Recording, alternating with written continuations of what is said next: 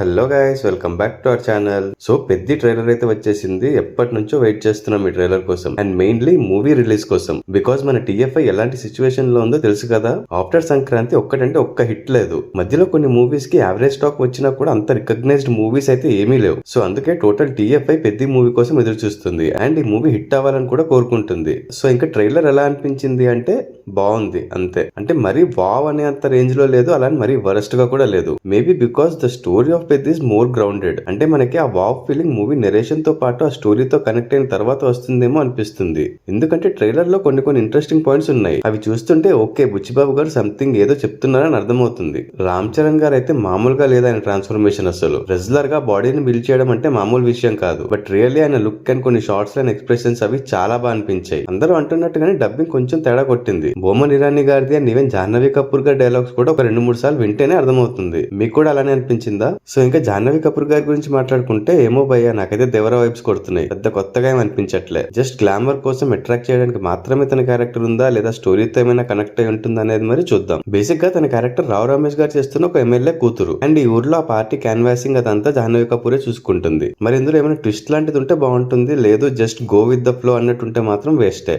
ఇంకా జగపతి బాబు గారు, మున్నా అబ్బాయి అండ్ శివరాజ్ కుమార్ గారివి 2-3 షార్ట్స్ మాత్రమే ఉన్నాయి. అండ్ జగపతి బాబు గారు రామ్ చరణ్ గారి ఫాదర్ రోల్ చేస్తున్నారంటున్నారు. ఏమో మరి చూడాలి. ఈ మూవీలో మెయిన్ విలన్ ఎవరు అనేది రివీల్ చేయలేదు. మేబీ జగపతి బాబు గారు శివరాజ్ కుమార్ గారి క్యారెక్టర్స్ లో ఒకరిని స్టార్టింగ్ నుంచి మంచిగా చూపించి లాస్ట్ కి విలన్ అని రివీల్ చేస్తారేమో అనుకుంటున్నా. జస్ట్ లైక్ రంగస్థలం. అలా ఉంటే మాత్రం చాలా బాగుంటుంది. బట్ ఆ ఇంపాక్ట్ అనేది గట్టిగా ఉండాలి, అప్పుడే అది వర్కౌట్ అవుతుంది. కానీ ఈ క్యారెక్టర్ ని మాత్రం మెయిన్ విలన్ గా పెట్టొద్దు సార్ ప్లీజ్. సో ఓవరాల్ గా పెద్ద స్టోరీ ఇన్ని గ్లాన్స్ లో చెప్పాలంటే, పెద్ద అనేవాడు విజయనగరం దగ్గరలో ఉండే ఒక కొండ ప్రాంతంలో స్పోర్ట్స్ లో, ఇంకా చెప్పాలంటే క్రికెట్, రెస్లింగ్ అండ్ రన్నింగ్ లో తోపు. ప్రతి ఒక్కరు పెద్దలాగే అవ్వాలనుకుంటారు. బట్ బికాస్ వీళ్ళకంటే ఒక సపరేట్ ఐడెంటిటీ లేకపోవడం వల్ల అండ్ మేబీ తక్కువ జాతి వాళ్ళు అవడం వల్ల హయ్యర్ క్లాస్ వాళ్ళు అండ్ పొలిటీషియన్స్ వీళ్ళని తొక్కేస్తూ ఉంటారు. అంటే వీళ్ళ టాలెంట్ ని బయటికి రానివ్వరు. అండ్ జగపతి బాబు గారు ఈ అప్రెషన్ మీద ఫైట్ చేస్తూ ఉంటారు అనుకుంటున్నా. ఆల్సో ఇక్కడ కనిపించే డెడ్ బాడీ జగపతి బాబు గారిది అనే డౌట్ కూడా ఉంది నాకు. మేబీ వీళ్ళకి ఏదో ఒక ప్రాబ్లం వస్తుంది. సో దాని నుంచి బయటపడడానికి, వీళ్ళకి కూడా ఒక గుర్తింపు రావడానికి రామ్ చరణ్ ఢిల్లీ వెళ్లి ఒలింపిక్స్ లోనో ఏషియన్ గేమ్స్ లాంటి ఏదో ఒక పెద్ద టోర్నమెంట్ లో పార్టిసిపేట్ చేసి గెలవాలనుకుంటాడు.